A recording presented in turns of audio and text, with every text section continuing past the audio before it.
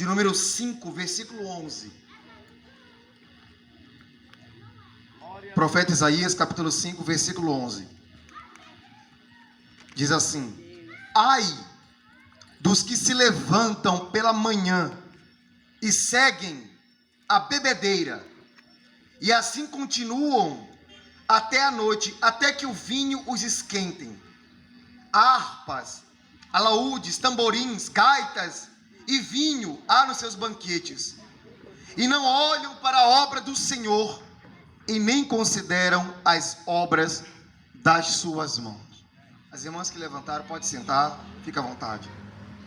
Irmãos, nós sabemos que nós estamos no período chamado Carnaval, e que infelizmente nesse período, o nosso inimigo, o nosso adversário, o diabo, ele ceifa muitas vidas.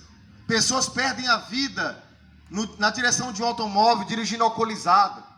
Pessoas morrem por causa de brigas em bloco carnavalesco e etc, etc. Muitas pessoas se entregam a essa festa lá fora. Muitas pessoas preferem se inclinar às coisas desse mundo do que a viver de acordo com a vontade de Deus. Mas nós um dia também fomos assim. Eu acredito que poucos aqui estão na presença de Deus desde o seu nascimento. A maioria de nós viemos de situações complexas, situações difíceis, situação de vício, que é o meu caso. Eu louvo a Deus pela esposa que Ele me deu. Estou há 8 anos casado, mas antes disso, antes de eu a conhecê-la, eu vivia no mundo das drogas. Fui viciado no crack, cocaína, no alcoolismo.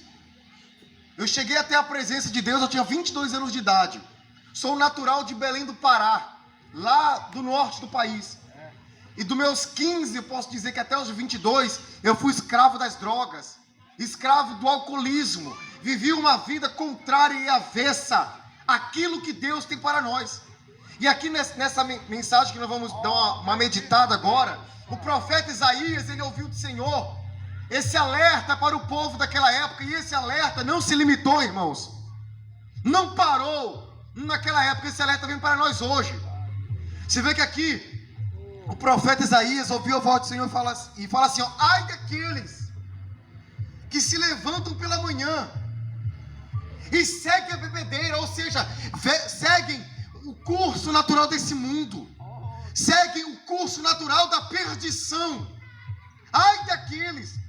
E isso serve para nós vigiarmos, irmãos, e permanecermos firmes com Cristo Jesus. Ai daqueles que se levantam pela manhã e seguem a bebedeira, e assim continuam até a noite, ou seja, passa o dia naquilo que a carne pede, passam o dia fazendo aquilo que o príncipe do ar, o príncipe da desobediência quer. E no versículo 12 ele fala assim, ó, harpas, alaúdes, tamborins, gaitas, vinho há nos seus banquetes, ou seja, está com uma mesa repleta de tudo aquilo que a carne quer, que é tudo aquilo que é contrário e avesso ao Espírito de Deus. E não olham, ou seja, essa pessoa que infelizmente estão prostradas à vontade da carne, estão prostradas à vontade desse mundo, não olham a obra do Senhor. Eu vinha conversando com o irmão Rogério no caminho ali de Alto Piquiri até aqui, falando para ele como eu acho bonito a natureza, a vegetação. E isso ela é obra da mão do Senhor também. Salmo 19 diz assim, ó, os céus proclamam a tua glória, e o firmamento as obras das suas mãos. Eu pergunto para vocês, irmãos, você já viu alguém falar assim, ó, poxa, eu olho para o céu estrelado, eu olho para o pôr do sol, eu olho para a natureza e fico estressado? Você já viu alguém pensar assim? Sabe por quê? Porque o que essa pessoa observa, o céu, o firmamento, ela está observando as obras das mãos de Deus. E é impossível a obra das mãos de Deus trazer angústia para nós, trazer estresse. O que nos estressa é o ser humano, é a vontade da carne, são as coisas desse mundo. Então aqui no versículo 12 fala que essas pessoas que seguiram aquele dia ali na bebedeira, na folia, na orgia, vivendo contra por nós, essa pessoa ela não considera, ela não olha, não consegue observar, irmãos, as obras das mãos do Senhor. Versículo 13. Portanto, olha o que o Senhor nos alerta, irmãos. Portanto, o meu povo será levado cativo, ou seja, preso, por falta de entendimento. Meu Deus, tu és maravilhoso. Os seus nobres, aquele que se acha, aquele que é o doutor, aquele que é o deputado, aquele que é o empresário, que se acha demais. Os seus nobres terão fome, e a sua multidão se secará de sede. E essa sede aqui, meu irmão, é a sede da falta do Espírito de Deus, da presença do Senhor. E olha que interessante esse versículo 14, irmão. Portanto, o inferno, o diabo, ele trabalha com sofismas. O diabo, ele trabalha com estratégias. E tem igrejas, pessoas apregoando Jesus, apregoando a Deus e falando que o inferno não existe. Não, meu irmão, isso aí era só uma metáfora que Jesus pregava. Tem gente pregando isso.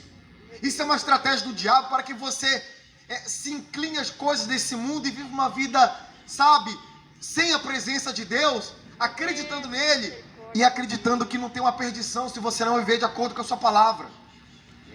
E mais no versículo 14 o Senhor diz: portanto o inferno grandemente se alargou e abriu a sua boca desmesuradamente, e para lá descerão o seu esplendor, a sua multidão, a sua pompa, e os que entre eles se alegram. Olha só, então aquele povo que estava vivendo ali na festa, na orgia, na bebedice, em tudo aquilo que é contrário a Deus, para lá, para a perdição eterna que esse povo está descendo. E você que nos ouve, que está de repente na sua casa, não quis nem, ou não ousou, nem colocar o rosto na janela, essa palavra chega ao teu coração, ao teu lar, e Jesus quer te salvar, Jesus quer entrar na tua casa, mas Ele diz, na palavra dele: eis que eu estou à porta e bato, se abrires a porta, é o segredo, eu entrarei, cearei contigo e farei morada. O Senhor Jesus, Ele é educado, Ele não invade nada, Ele bate a porta e pede para entrar, a porta da sua casa, a porta do seu coração. Ele quer entrar no seu coração, Ele está batendo através dessa palavra nessa tarde. Ele quer ter acesso à sua vida para te livrar das angústias, das opressões malignas, dos vícios, do medo, da depressão. Ele diz: eis que eu estou à porta e bato. Se abrires a porta, irmão, eu entrarei, cearei contigo, farei morada. Ele quer mudar a perspectiva da sua vida, como mudou a minha. Que eu era, como eu já disse aqui ao início, escravo do vício das drogas, da prostituição, da promiscuidade, de tudo aquilo que entristece ao Senhor. E Ele, pela sua eterna misericórdia, me alcançou, me lavou no seu sangue. E hoje eu me alegro de poder viajar 1000 quilômetros para poder falar do amor de Cristo aqui nesse lugar. Para os irmãos que estão aqui na praça e para você que está na sua casa me ouvindo, Jesus ama a sua vida. Ele morreu e ressuscitou por você, para tirar esse peso, esse fardo do pecado da sua vida. Aqui no versículo 18, ainda no capítulo 5 de Isaías, diz assim: ai dos que puxam a iniquidade com cordas de vaidade e o pecado com cordas de carroça. E dizem: apresse-se com isso e acabe a sua obra, para que logo a vejamos. Achegue-se e venha já o conselho do Santo de Israel, aleluia, para que o venhamos a saber. Ai dos que mal chamam a bem, e ao bem de mal, que fazem das trevas a luz e da luz as trevas.